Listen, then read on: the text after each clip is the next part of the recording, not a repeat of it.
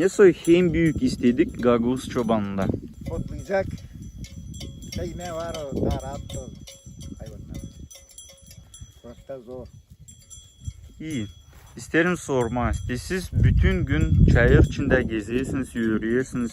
Bak solukla soluyorsunuz. Yersiniz bezbelli bir o yağını taze peynir. Bezbelli sizin kahve sağlığınız. Olur mu öyle siz hastalanırsınız hem nice sık hastalanırsınız.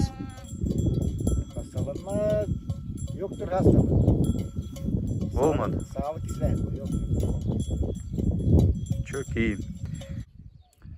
Dmitri isterim söylemeye çok sağ olun interview için. İsterim size hep adama sevinmeli bu işten anlayırım hani bu iş zor.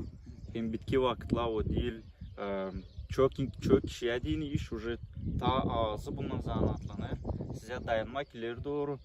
Yerim siz bunu seversiniz. O size sevinmeli getirsin de ileri doğru da sağlık hem Allah'ın yardımıyla hepsi cisle olsun.